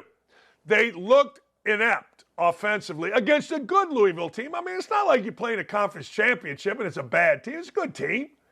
But damn, they looked inept. In fact, I didn't want to see them play Michigan. I didn't want to see them play Washington. I don't want to see them play in the final. And I understand their angst. I do. And I understand that Jordan Travis, their quarterback, was really good. But I also understand that the college football playoff, well, they say it in the bylaws. We are going to take, the college football committee, we are going to take into effect players being hurt. It's right there in the bylaws. When your quarterback gets hurt and you got no offense, what are you going to do? You're done. All right, here we are, baby. This is going to get interesting. There was a pickup basketball game at John Morant's house. John Morant brandished a gun allegedly, and he assaulted a teenager during a basketball game at his house. So here it is. John Morant and members of his idiotic family have been subpoenaed to testify and appear at an upcoming court hearing. It's a civil lawsuit in Memphis with this kid. Now, here's the deal. The lawsuit dates back more than a year and accuses Morant of assaulting a teenager during a basketball game at Morant's house. All right, here we go. It's an immunity hearing, which is scheduled for December 11th in Memphis. Lawyers for Morant are trying to dismiss the case. They will argue that he was acting in self-defense for punching a 17-year-old Joshua Holloway after Holloway hit Morant in the chin with a ball. If the guy hit Morant in the chin with a ball, you should punch him. 17-year-old, my ass. 17-year-olds are such wise asses, and a punch in the face will probably help this kid long term. But if Morant was acting like Morant has been acting, which is like an entitled punk with a bunch of entitled punks around him, including his dad, well, then you got a problem. Of course, Morant and subpoenas are going to be issued for Morant's dad, who's an idiot, his mother, who's a clown, and his close friend, Devontae Pat. They're going to have to appear along with other friends and people. I guarantee you this is the thing I would be nervous about if I was the plaintiff's lawyer. I would be nervous about all these idiots lying. They seem like ridiculous people. They seem like people caught up in their own bullshit.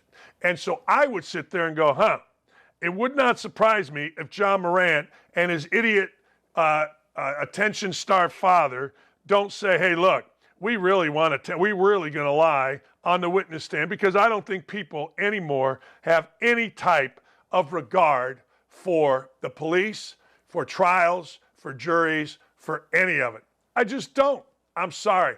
Oh, by the way, did I mention that the Steelers scored, I was going to say probably a bad word that I shouldn't say, but did I mention that the Steelers scored squat? Stock down to the Steelers and the Steelers' mouths. That's right. Don't give me this Mike Tomlin. Mike Tomlin wasn't tough when he was a little kid. And now he wears a hat, got a beard, and talks like he's tough. He wasn't tough then, and he ain't tough now. And you know how I know that? Because he was a big-time little batch when he fired Matt Canada. You fire Matt Canada because your offense sucks, right? Yeah? How's that offense look since Matt Canada? They scored like 16 points last week, and all the little fanboys in Pittsburgh went, see, we gained 400 yards. See, Canada was the problem. Really? Was Canada really the problem? Of course Canada wasn't the problem. The problem is the Pittsburgh Steelers and their offense. Never has there been a worse 7-4 team led by who? Matt Canada. So yesterday, in a 24-10 ass-kicking at home against the sorry Arizona Cardinals, should I give you what this vaunted offense that was apparently Matt Canada's fault gave you? 187 yards passing, 130 yards rushing. Oh, my God, look how good you were. Oh, my God, you had over 300 yards of offense. Yeah, you scored 10 points. So I'm no math major, but 16 plus 10 is 26 divided by 2. That's 13 points a game, you idiots. And all of you head or bag wearing over your head, fire Matt Canada people, I got 2 words for you. Bite me. That's right. I said it. Bite me. If I was going to go Joe Biden style, 2 words for you. Hey, why don't you bite me? Because y'all suck. You try to ruin a guy's life. You did ruin a guy's, at least professional life, because you're all childish morons and don't understand what's real. And of course, your leader, the fearless Mike Tomlin, the gutless wonder, we will refer to him, decided it was okay because people are mad. Well, did you see the game yesterday? About 10 minutes ago, Heinz Field, or whatever the hell they call it now, was basically a ghost town. That ain't how the Steelers operate. Tomlin, you suck. I always liked you. Don't anymore. You made a scapegoat of a guy when your general manager and you are the true scapegoats for an anemic offense. Yeah, that's right. And oh, by the way, man, Mitch Trubisky ain't it. So let's think about what we got currently in the NFL. We got the Jets who stink. I mean, historically stink. Bill Belichick sitting there 2-10. That's right. He's 2-10. And the Pittsburgh Steelers got the most rabid fans in the NFL walking out. Holy hell. There are some bad teams in the NFL, and I'm going to give you another one. Baker Mayfield ain't it. I don't care. He ain't it. Man, they won, but they didn't cover, so they suck. That's right. They suckle. All right, we come back. I got a lot of mo, including, hey, those of you on the YouTube chat, we got emails from you. Be right back. Michelle, when you heard that, what went through your mind, and what kind of damage does this do to the reputations of all the sideline reporters that are out there actually doing their job and making sure all of their information is 100% accurate? To your first question, what went through my mind? Initially, I looked at it and I thought, for some reason, I think she's not going to pay any kind of substantial price for this. That was my gut reaction. And I thought she probably should they might want to take her off the air for a couple of weeks just because this is damage control. They didn't see it. Amazon didn't see it that way. Fox didn't see it that way. That's fine. That's totally their prerogative. But I was disappointed. I know Carissa a little bit, a really nice person, but this is not something that you do. And as you said, to say it out loud, I think where she really hurt herself was when she said, I said this earlier and I didn't get fired then, so I'll say it again. I made stuff up. You can't walk that back. You can't recraft that.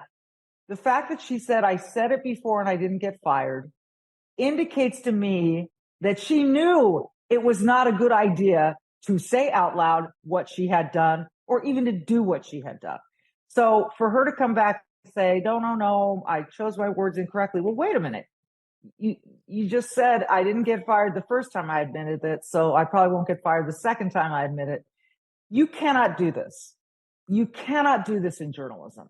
You cannot make stuff up. I don't care what the circumstance is. Now, she actually used the phrase, I made things up. Yeah, she did. So if she used that phrase, so I don't know how you sort of put that toothpaste back in the tube.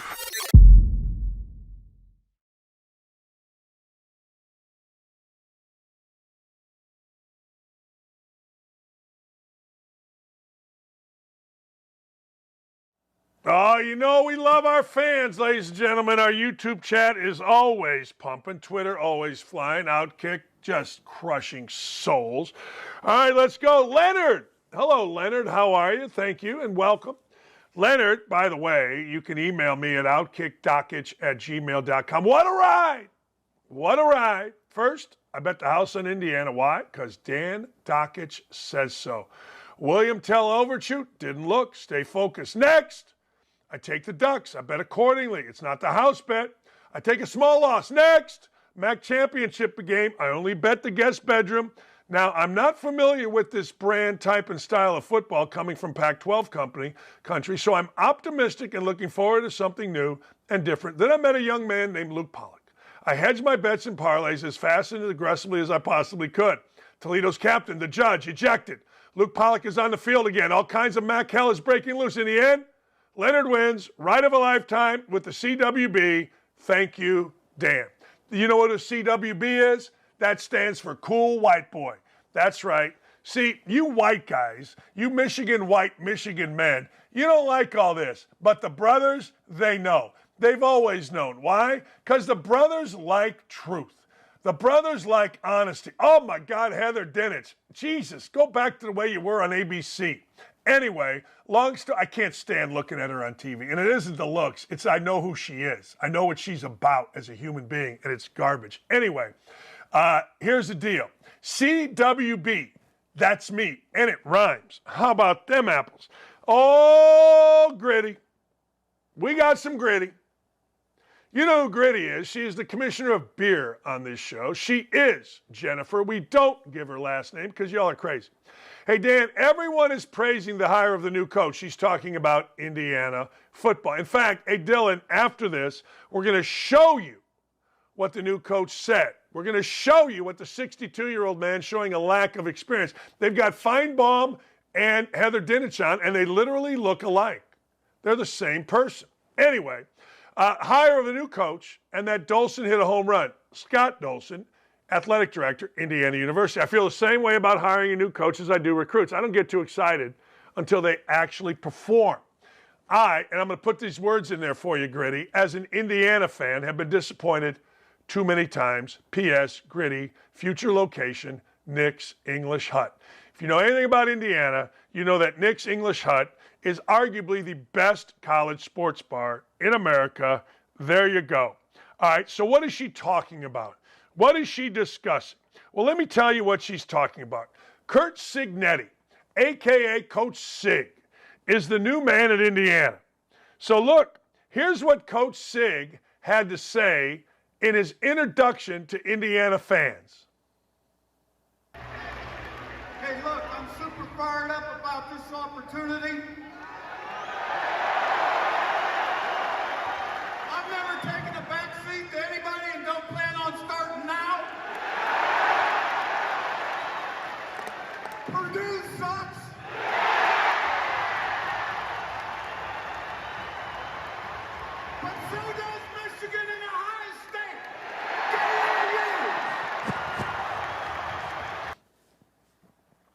Okay. Yeah, and he guaranteed. He said, look, I'm going up to Indianapolis for the MAC championship game because next year we're going to play in it. Hey, good for him, man. Call your shot and become a legend. See, here's the deal. At Indiana, there's always going to be a Grand Slam hire. Hell, that idiot Greg Doyle told us, or you, not me, that Archie Miller, yes, the little munchkin, the angry little munchkin, was a Grand Slam hire at Indiana University. I remember he called me, he goes, what do you think? I go, he's an idiot. I go, everybody wins at Dayton. He's got the wrong personality for Indiana. Same thing I told the AD. I could not believe Archie Miller was hired to coach my basketball program at Indiana. I can't believe that. I still can't believe we were that stupid. But hey, fabulous Freddie. But I'm with Gritty. Indiana hires a coach, the in-pocket 36 different blogger boys, the children of the Indy stars, Zach Osterman leading them, and of course our boy Doyley, the mad adulterer. He and them will tell you it's the greatest hire ever. Maybe it is. I don't know. I hope it is. I would love for Indiana to be in a conversation at least about not being the worst team in NCAA football. But until I see it, I ain't believing it. Johnny Buzzard says this, you were spot on with Jaden Ivey. Jaden Ivey's the player that out of Purdue that was a complete jag, although he was very good for Purdue. And he had his mind set on the NBA. He gets drafted early. They have Cade Cunningham first, and it's the worst team maybe in the history of the NBA. I'm not surprised. You were spot on with Jaden Ivey.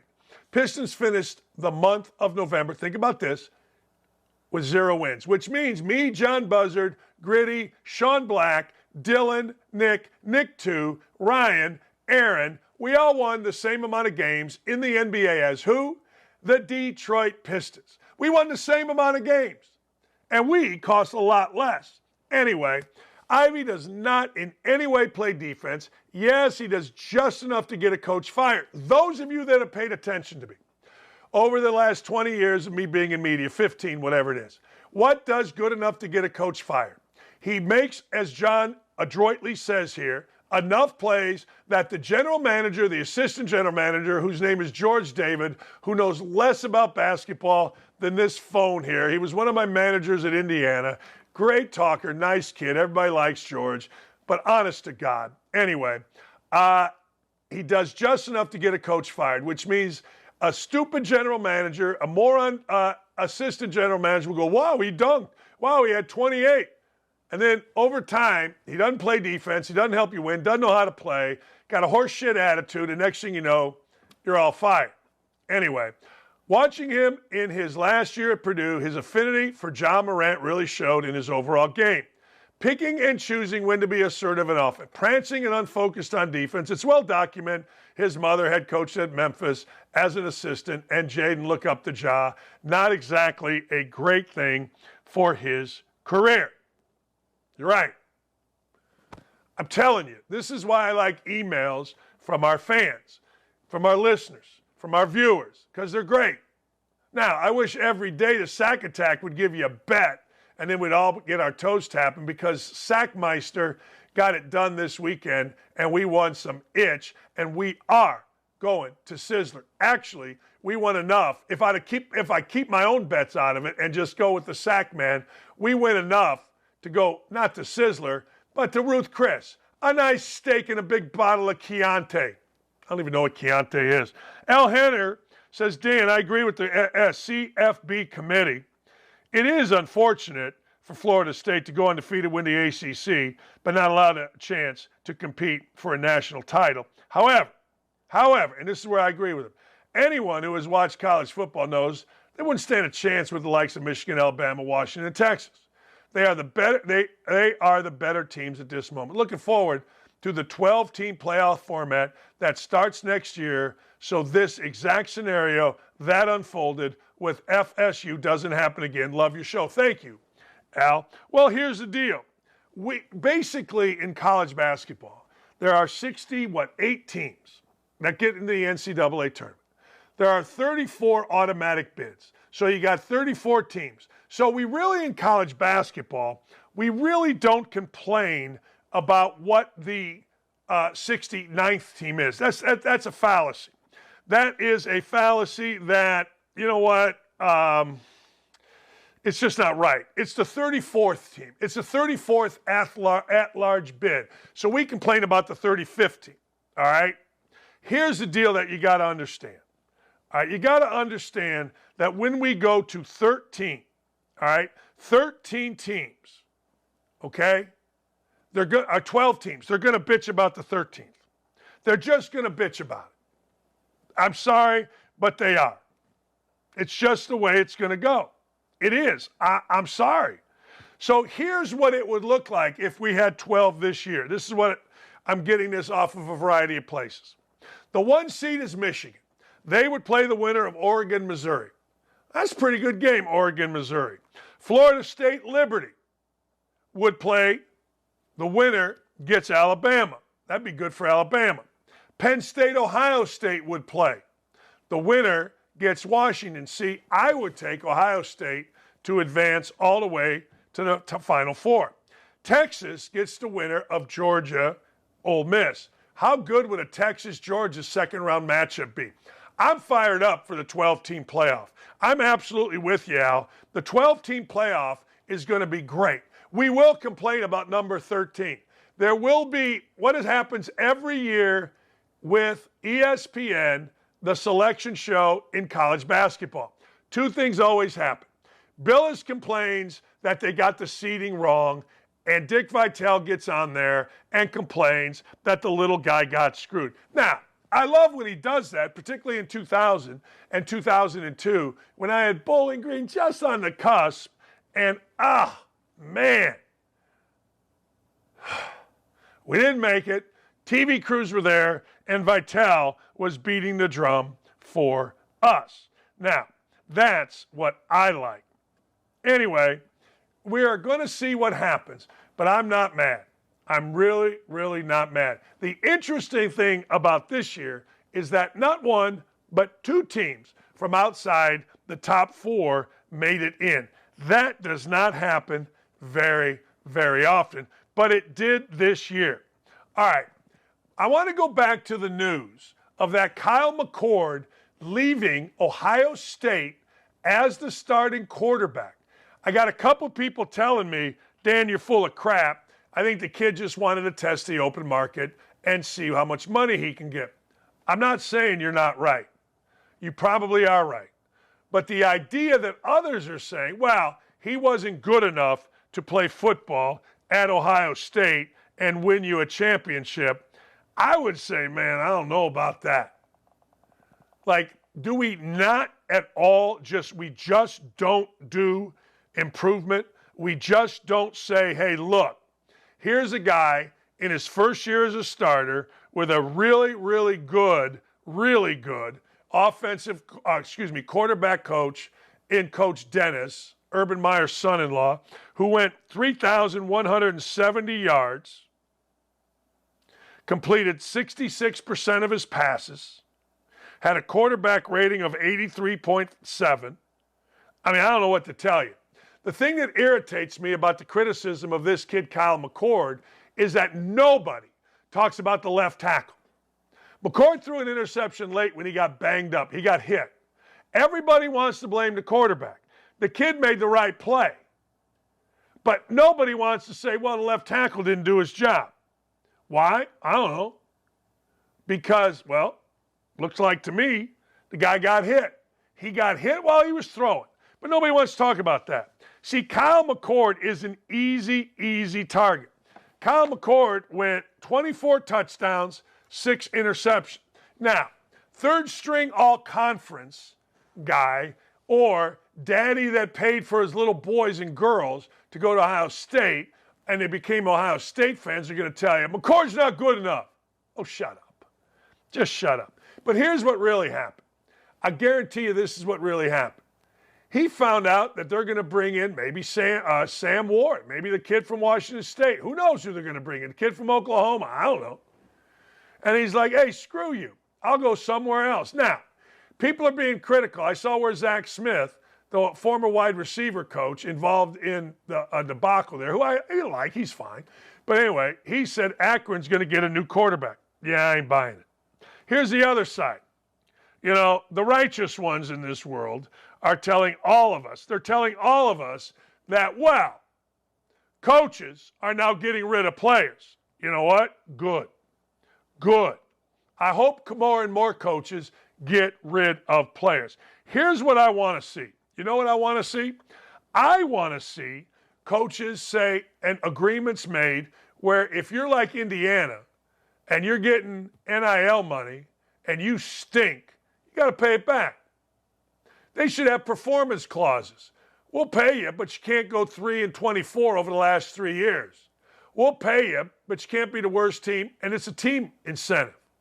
It's a team incentive so that everybody makes money when the team does better. That's what I would like to see. Carl Reed Jr.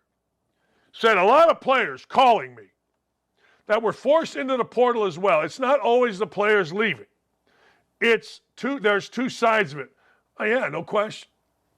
No kidding. You know what I mean? Great. They should be.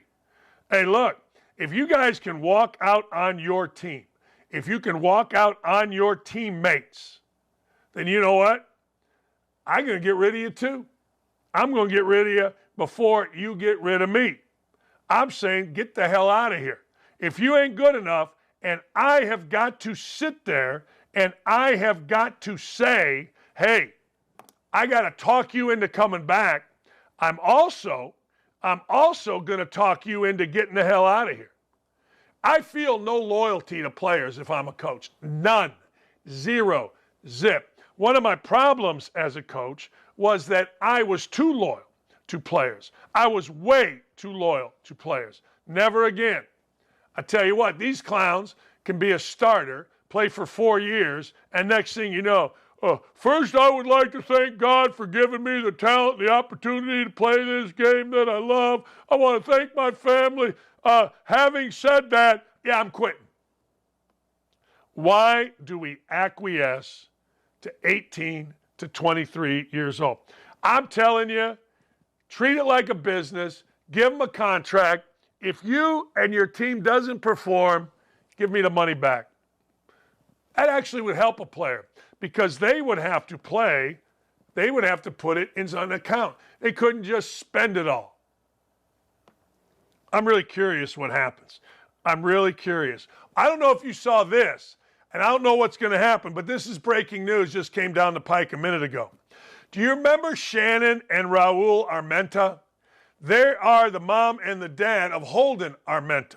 Holden Armenta was the kid, half red, half black, Indian headdress, that Deadspin and guys, idiots like Kevin Blackistone and Pablo Torre, whoever the hell that is, decided it was a good idea to defame a 9-year-old. Well, guess what? Their parents, and good for them, have hired Claire Locke LLP. That's right, lawyers. Lawyers. Here it is. They're demanding a retraction to the story. It gets better. The family specifically wants to pursue legal action against far-left crazy-ass reporter Karen Phillips for writing the story. Phillips accused the kid, a 9-year-old, of being racist against black people and Native Americans by wearing a headdress as well as the Chiefs' colors on his face, red and black. These articles posted on X and photos about Holden and his parents must be retracted. It is not enough to quietly remove a tweet from X or disable the article from Deadspin's website.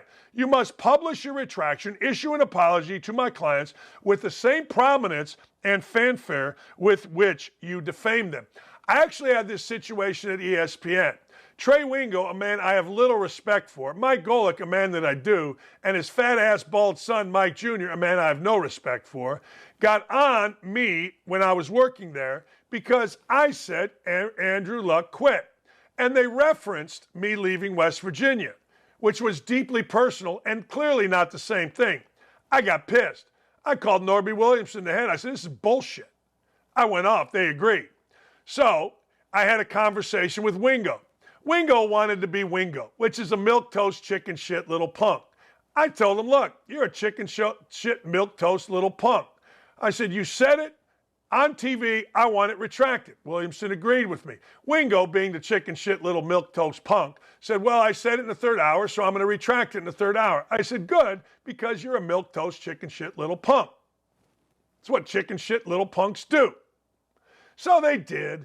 Golic, of course, kept his mouth shut. Fat, bald Golic Jr. kept his mouth shut because, well, they're not men of integrity. So I get what you're saying here, Armenta's parents. Don't let these clowns off the hook. Don't do it even a little bit. Sue them within an inch of their lives. And do it with a law firm that is only going to recover money from you if they recover money from the idiots at Deadspin. Yeah, how about that? All right, I got one last thing coming. But first, we're going to woke-a-dope it. That's right, we're going to woke-a-dope. Let me see the woke-a-dope, baby. All you people do is take shots at Joe. That's all you do. That's all you people do. And I am I think that's racist. Who do you mean by you people? Isn't that what we're supposed to do? Whenever you say you people, well, who do you mean by you people? What's you people? I can't believe you said you people. You're a horrible human being because you said you people. You can't say you people. You guys, you people. I saw this the other day. All you people do is take shots at Joe Biden. No, we take shots of Jack because of Joe Biden. We're trying to distract our lives from the idiocy that is this buffoon. The imbecile in chief, we don't take shots at him. We drink shots. Look, I'm on my 6th shot of Schlevo already this morning because I know I got to look at my 501k or 401k, excuse me. I got to go to the grocery store later. I got to buy Christmas presents, and I know what's coming. I didn't take shots of Schlevo. I understand that the common narrative on me from Michigan people is Dakich is trying to be relevant. Dakich is mad that his kid didn't play. Dakich is a drunk.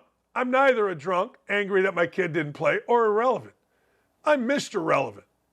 Or maybe not. But Joe, baby, do us all a favor.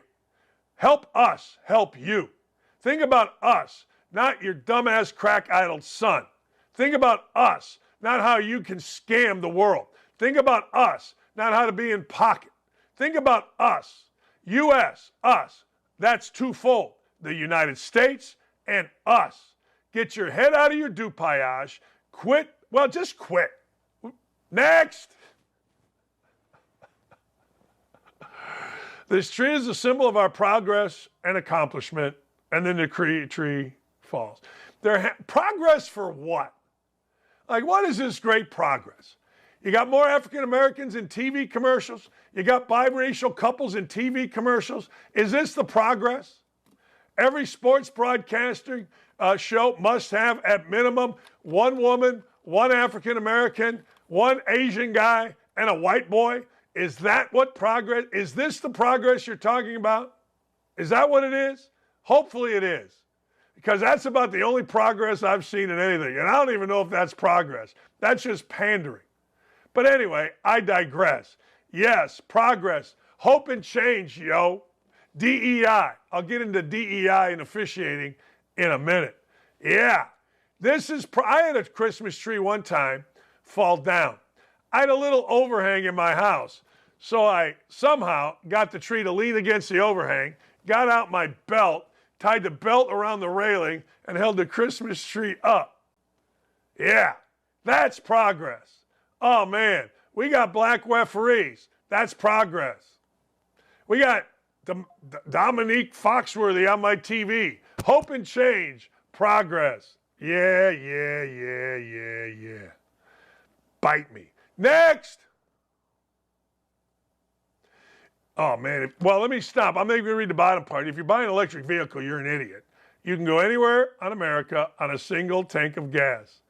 Yeah, that's what this guy would say. Hey, if you Trump, buy an electric car, you can go anywhere. This is an actual quote, I think, from him. And if it's not, then I'm wrong. But here's the deal with electric cars. My buddy Greg Bozak's a Honda dealer, and he went up 3 years ago in front of all the Honda dealerships and told them, look, this is a bad idea. No one's going to buy them, number one. You can only go a couple hundred miles before you got to waste at least an hour sitting around waiting on something, somewhere, somehow to get gas in it or get charged. And the batteries don't decompose. It's like it takes longer for one battery to decompose than one car. It's the dumbest idea ever. But somehow these clowns are getting paid. I got breaking news. I think that's it for Wokadope. I got breaking news from the sack attack. He's been in the lab already this morning, ladies and gentlemen. Write this down. After going 7-4 yesterday with one that hurt our feelings, two that hurt our feelings, actually. The Buccaneers hurt our feelings, not covering. That was a push. And then, of course, we had over 21 in the first half. It ended up 20 because the freaking Packers couldn't get a field goal in plus territory. Bah. Write this down from the sack attack. I'm already betting it. We're already taking over 40 in the Bengals-Jags game. Book it, Dano. The sack attack has been in the lab this morning, and our toes are going to be tapping. Last thing. I've told you this forever, and it doesn't change just because people are now realizing it and getting mad at me. It doesn't change. Every guy in the NFL knows that the NFL changed its officiating policies. DEI, they got rid of great officials like a Mark Bolts and others. They got rid of guys. Why? Because they were older and white. Period. That's it. Say whatever you'd like. They got rid of experience. They used to make you have 25 years officiating experience before you were even considered to go into the NFL. George Floyd, DEI changed that. Now we got fat-ass women, fat-ass dudes. We're younger, we're fatter, and we're worse. And if you've watched the officiating over this entire year, it's worse than last year when it was awful. Everybody in the NFL knows this. Nobody wants to say it. Can you imagine getting up and saying, look, I think it's 57% of officials have less than 10 years experience when they get in the league. About 30-some% have less than 5. It's fast tracking, it's pandering, it's really racist, it's sexist, but hey, nobody cares about it because who are they racist and sexist against? Middle-aged white dudes. Nobody cares about middle-aged white dudes except for waiters and waitresses. Why? Because waiters and waitresses get tipped bigger by middle-aged white dudes. That leads me to this. Yesterday, I'm at Nissan Stadium. In between quarters, I go out, I charge my phone.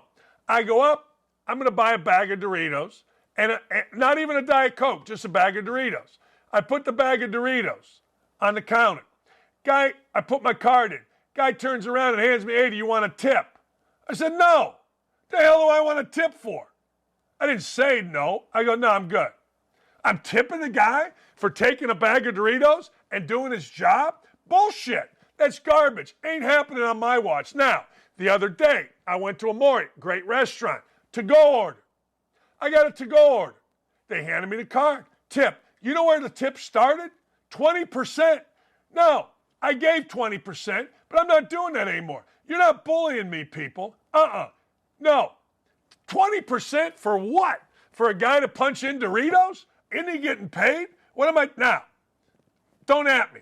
Now, the other side, there was a team. Texas Southern or Southern Tennessee University. They were girls. They were a volleyball or softball team. They were raising money.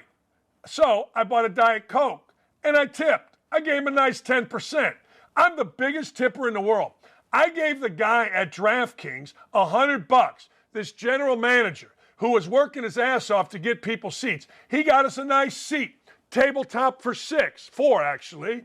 Hey, I gave him $100. He goes, you know what, Dan?